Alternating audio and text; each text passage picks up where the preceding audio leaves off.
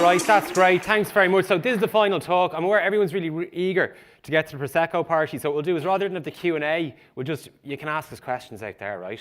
And if you don't find us, tweet us, and we promise we'll get back to you over the weekend.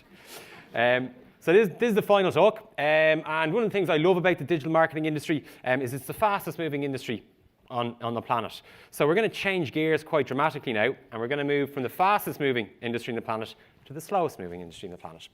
The title of this talk is 3 Things I Learned About Trees. So first thing I learned about trees is Ireland actually grows trees better and faster than any other country on earth.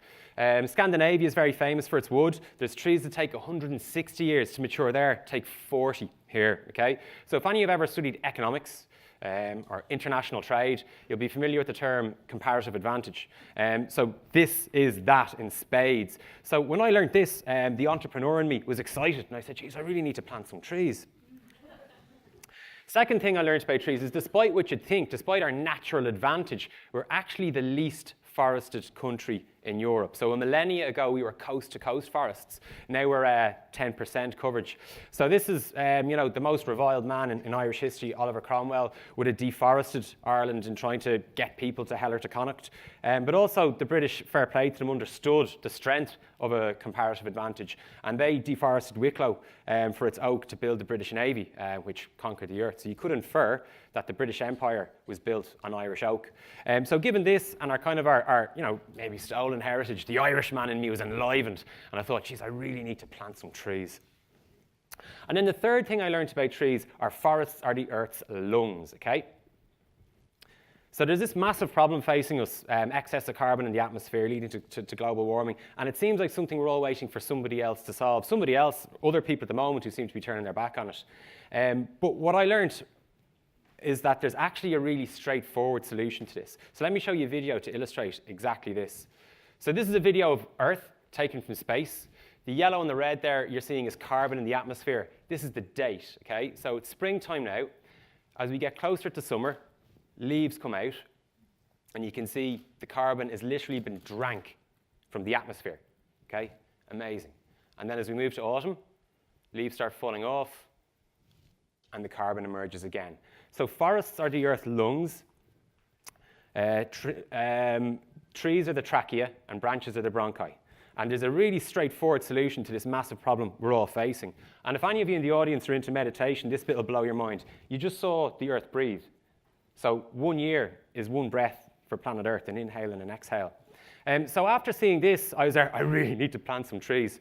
And I said, right, well, this is like, as Alan Coleman, my carbon footprint isn't that big, but I wonder what Wolfgang Digital's carbon footprint. And we love a bit of analysis, we love doing a calc. And we figured out, fair play to Katie, Katie did the sums, and we figured out that we pumped out 119 tons of carbon in 2016. And all of a sudden you're like, wow, that's a really big number. So we did some further research, and we said, well, how many trees do we need to plant to drink that back up? And we found that if we planted 3 acres of forest in becoming mature, that would drink all of that carbon. So we figure if every year we do this calc and plant a bit more, we don't just become carbon neutral, we become carbon negative. And it's not a wonderful thing for us and for everybody to do. So the power doesn't rest with people who are turning their back on this right now. The power rests with all of us, perhaps, to take control. So I went to the team in Wolfgang. Like lots of your companies, we do a quarterly charity thing, kind of voted on by the staff. And I said to everyone, every kind of 3 months we give it to something, but how about a committed, sustained effort to this? How about we could become foresters? And it was a landslide, and we're doing it. So where we are now is we're shopping. I'm going out to see this place in a couple of weeks. That's 8 acres right there. So that would do our 2016 and our 2017 emissions and some. And there's some forest there, which actually that gives a great ecosystem for that to grow. So there's 3 kind of levels of the mission for Wolfgang Forestry. So level 1 is we want Wolfgang Digital to become carbon negative. Level 2 is we want to enable our clients and community to do the same if they're so inclined. So we're in the process of setting up Wolfgang Charity as a not-for-profit. And then number 3, I shit you not, once we have enough trees, we want to reintroduce wolves to Ireland.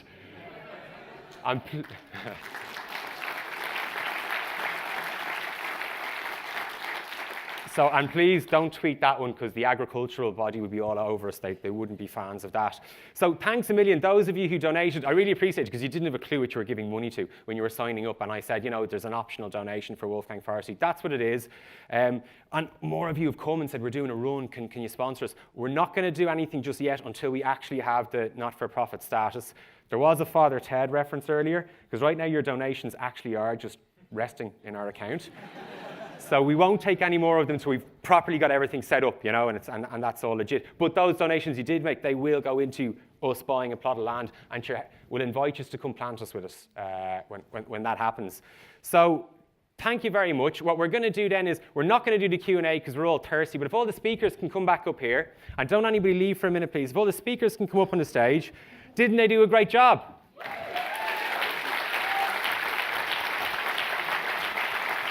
So thanks so much to our guest speakers. Thanks so much to Wolfgang speakers. Some of these guys, it was their first time ever doing public speaking today. How brilliant were they? Thanks so much to our creative team for the most amazing assets. And could you all give Katie, I think everyone's spoken to her at least twice in the build-up to this. Could you give Katie a big clap as well for organising the event?